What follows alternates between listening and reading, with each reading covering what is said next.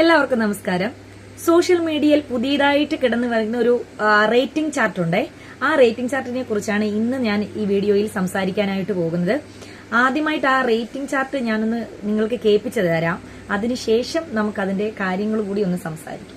കണ്ടത് നമ്പൂതിരി കുട്ടിക്ക് 5 ലക്ഷം, നായർ കുട്ടിക്ക് 4 ലക്ഷം, ക്രിസ്ത്യൻ കുട്ടിക്ക് 4 ലക്ഷം, ഈഴവ കുട്ടിക്ക് 3 ലക്ഷം, പട്ടികജാതി കുട്ടിക്ക് 2 ലക്ഷം തുടങ്ങിയ കൊട്ടേഷനുകൾ ഷോൺ ജോർജ് വെളിപ്പെടുത്തിയ ഒരു വിവരമാണിത്. ഷോൺ ജോർജ് അദ്ദേഹവും അദ്ദേഹത്തിന്റെ ഭാര്യയുമായി ചേർന്നൊരു അഭിമുഖം നടത്തുന്നതിനിടയിൽ പറഞ്ഞ വിവരം. മതം മാറ്റുന്നതിനായി പ്രണയം നടിക്കുന്ന ലവ് ജിഹാദ് കൊട്ടേഷനുകൾ, അതിനുവേണ്ടി രാജ്യവിരുദ്ധ ശക്തികളുടെ പണം കൈപ്പറ്റുന്ന സംഘടിത ശക്തികളെയാണ് എതിർക്കേണ്ടത്, പ്രണയത്തെ അല്ല.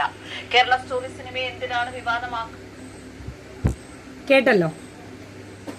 ഇതിനകത്ത് വെറുതെ MAയും BEdും ഒക്കെ പഠിച്ച് PSC ഒക്കെ പഠിച്ച് ഇങ്ങനെ സമയം കളഞ്ഞ് തല പുണ്ണാക്കേണ്ട വല്ല ആവശ്യം ഉണ്ടായിരുന്നു എന്ന് ഞാൻ ആലോചിക്കുമായിരുന്നു. 5 ലക്ഷം രൂപയാ ബ്രാഹ്മണ യുവതിയെ പ്രണയിച്ച് കല്യാണം കഴിച്ചാൽ കിട്ടുന്നത്. നായർ യുവതിക്ക് 4 ലക്ഷം, ക്രിസ്ത്യനും 4 ലക്ഷം, ഈഴവ 3 ലക്ഷം, പട്ടികജാതി 2 ലക്ഷം. ശ്രീ ഷോൺ ജോർജും വാർത്ത വായിച്ച ചേച്ചിയും കേൾക്കാൻ വേണ്ടി ഒരു കാര്യം ഞാൻ ആദ്യമായിട്ട് വ്യക്തമാക്കിയിട്ട് ബാക്കി കാര്യങ്ങളിലേക്ക് കിടക്കാം. ഇസ്ലാം മതത്തിൽ ഇങ്ങനെ ഒരു തിരിവില്ലേ ചേച്ചി? ഇസ്ലാം മതത്തിൽ ഇനി ഏത് പെൺകുട്ടിയെ കൊണ്ടുവന്നാലും അങ്ങനെ ഒരു മതപരിവർത്തനത്തിന് ഇസ്ലാം മതത്തിൽ ആരെങ്കിലും ഏതെങ്കിലും സംഘടനകൾ അങ്ങനെ കൊടുക്കുന്നുണ്ടെങ്കിൽ ഇവിടെ നായര്, നമ്പൂതിരി, ബ്രാഹ്മണി, ഈഴവ, പട്ടികജാതിന്ന് തരംതിരിച്ച് ഇങ്ങനെ നിർത്തത്തില്ല. പെൺകുട്ടിയായിട്ട് മാത്രമേ കണക്കാക്കത്തുള്ളൂ. അല്ലെങ്കിൽ ഹിന്ദു പെൺകുട്ടി, ഹിന്ദു, ക്രിസ്ത്യൻ, മുസ്ലിം, ഇങ്ങനെയാണ് ഇസ്ലാം മതത്തില്. അതിന്റെ അകത്തൊരു ജാതീയപരമായിട്ടുള്ള ഒരു വേർതിരിവോ അതിന്റെ ഒരു ഹൈറാർക്കിക്കൽ ഓർഡറോ ഒന്നും ഇസ്ലാം മതത്തിൽ ഇല്ല. ദയവായിട്ട് നിങ്ങളുടെ അറിവിലേക്ക് ഇങ്ങനെ ഒരു കാര്യം ഞാൻ പറഞ്ഞതാണ്. ഇനി രണ്ടാമത്തെ ഒരു കാര്യം, എന്റെ പെൺകുട്ടികൾക്ക് ഇത്രയും വിലയാണോ നിങ്ങൾ കൊടുത്തിരിക്കുന്നത്? ഒന്നുകിൽ പറയുന്ന ഷോൺ ജോർജിന് ഒരു ബോധം വേണം, ഇല്ലെങ്കിൽ ഈ വാർത്ത വായിച്ചുകൊണ്ടിരിക്കുന്ന ചേച്ചിക്ക് വേണോ ഒരു ബോധം. ഇവർക്ക് രണ്ടുപേർക്കും ഇല്ലെങ്കിൽ കണ്ടുകൊണ്ടും കേട്ടുകൊണ്ടിരിക്കുന്ന ഞങ്ങൾക്കില്ലേ? ഞങ്ങൾ ഇത് കേട്ടുകൊണ്ട് മിണ്ടാതെ വീട്ടിൽ കിടന്ന് ഇങ്ങനെ ഉറങ്ങണമെന്നാണോ നിങ്ങൾ പറയുന്നത്? ഇനി ആധികാരികതയിലേക്ക് കിടക്കട്ടെ. ഏതെങ്കിലും അന്വേഷണ ഏജൻസികൾ, എന്റെ ഈ വീഡിയോ കണ്ടുകൊണ്ടിരിക്കുന്ന എന്റെ പ്രിയപ്പെട്ട ഫോളോവേഴ്സിനോടും അല്ലെങ്കിൽ ഈ വീഡിയോ കണ്ടുകൊണ്ടിരിക്കുന്ന പ്രേക്ഷകരോടുമാണ് എനിക്ക് പറയാനുള്ളത്. ഇതുപോലുള്ള വാർത്തകൾ, വ്യാജ വാർത്തകൾ കാണുമ്പോൾ ദയവായിട്ട് കണ്ണു അടച്ച് വിശ്വസിക്കുകയോ ഈ മതത്തിലുള്ളവരെ തെറ്റിദ്ധരിക്കുകയോ അല്ലെങ്കിൽ പരസ്പരം സ്നേഹിച്ച് ജീവിക്കുന്ന അന്യമതസ്ഥരുമായിട്ടൊരു വിദ്വേഷത്തിനോ ഒന്നും ഇടവരുത്തരുത്. കാരണം ഇതെല്ലാം പടച്ചുവിടുന്ന പച്ചക്കള്ളങ്ങളാണ്. അല്ലെങ്കിൽ നിങ്ങൾ ഇത് അന്വേഷിക്കണം, ഇതിന്റെ വസ്തുതകൾ. ഏതെങ്കിലും അന്വേഷണ ഏജൻസികൾ ഇങ്ങനെ ഒരു റിപ്പോർട്ട് പുറത്തുവിട്ടിട്ടുണ്ടോ? ഏതെങ്കിലും കോടതിയുടെ പരിഗണനയിൽ ഇങ്ങനെ ഒരു കേസ് ഇരിപ്പുണ്ടോ? ആ കോടതി അതിന് പ്രകാരം ഒരു റേറ്റ് ചാർട്ട് ഇങ്ങനെ ഉണ്ടെന്നും ഇങ്ങനെ കളിക്കുന്നുണ്ടെന്നും പറഞ്ഞിട്ട് അതിന്റെ വകയായിട്ട് അല്ലെങ്കിൽ ഒരു മുൻകൂർ ഇതെന്ന രീതിയിൽ എല്ലാവരും അറിഞ്ഞിരിക്കണം എന്ന രീതിയിൽ ഒരു അലേർട്ട് മാതിരി ഏതെങ്കിലും കോടതികൾ ഇത് പ്രഖ്യാപിച്ചിട്ടുണ്ടോ? എന്തെങ്കിലും ഒരു അറിവ് ഇതിനെക്കുറിച്ച് ഇങ്ങനെ കേരളത്തിൽ ഇപ്പോൾ കേൾക്കുന്നതല്ലാതെ നിങ്ങൾ ആരെങ്കിലും കേട്ടിട്ടുണ്ടോ?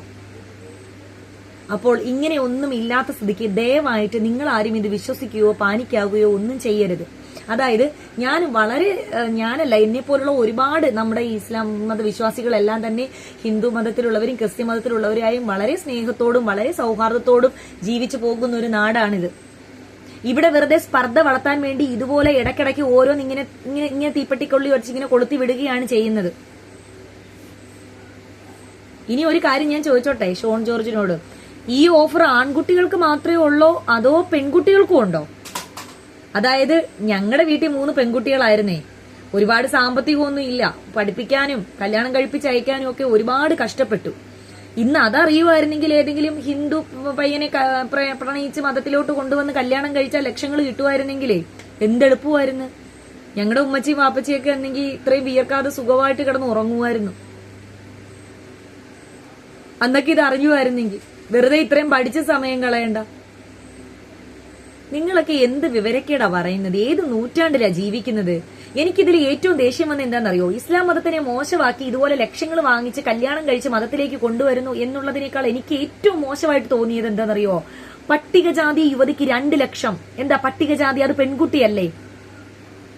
എന്താ ബ്രാഹ്മണ പെൺകുട്ടിക്കും പട്ടികജാതി പെൺകുട്ടികൾക്കും തമ്മിലുള്ള ഡിഫറൻസ്, ഈ ഒരു ഗ്യാപ്പ് 3 ലക്ഷം രൂപയുടെ വ്യത്യാസം എങ്ങനെ വന്നു?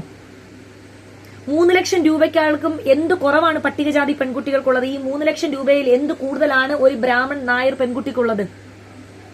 നിങ്ങൾ ഇതിനകത്ത് ഇനി ഏതെങ്കിലും ആൾക്കാർ വന്ന് എന്നെ ജിഹാദി താത്ത, പിന്നെന്താ അടുത്ത തീവ്രവാദി താത്ത വന്നു, എന്ത് നിങ്ങൾ പറഞ്ഞാലും എനിക്ക് കുഴപ്പമില്ല. എനിക്ക് പറയാനുള്ള കാര്യങ്ങൾ ഞാൻ വെട്ടി തുറന്ന് പറയും.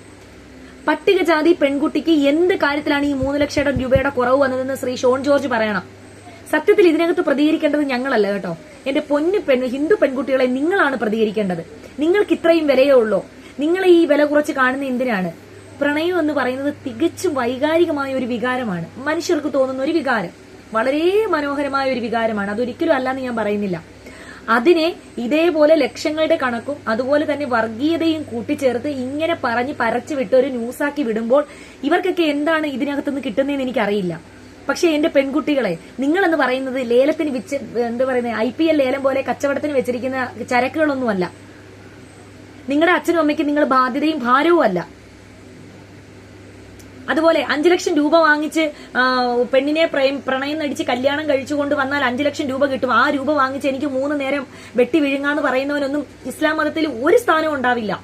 അവനെയൊന്നും വീട്ടിനകത്ത് പോലും ആരും കയറ്റത്തില്ല. എന്റെ അറിവില്, എന്റെ കുടുംബത്താണെങ്കിൽ കയറ്റില്ല.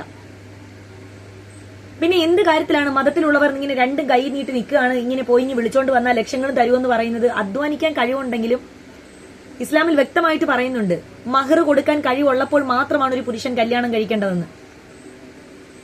ഇനി നമ്മുടെ കേരളത്തിലെ മഹർ സിസ്റ്റത്തിലൂടെ കടന്നു കഴിഞ്ഞാൽ പിന്നെ ഇപ്പൊ എന്റെ ഫേസ്ബുക്ക് ആംഗളമാരെല്ലാം കൂടി ഇങ്ങോട്ട് വരും എന്നെ പഠിപ്പിക്കാനായിട്ട്. അതുകൊണ്ട് ഞാൻ അതിനെക്കുറിച്ചൊന്നും കൂടുതൽ പറയുന്നില്ല.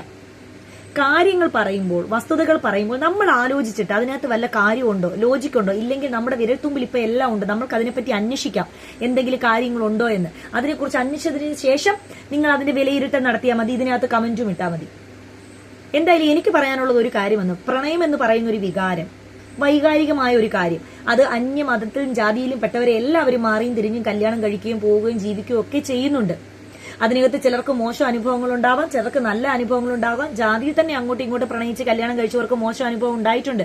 അങ്ങനെ പൊതുജനം പലവിധം എന്ന് പറയുന്നത് അതൊക്കെ മനുഷ്യസഹജമായ കാര്യമാണ്.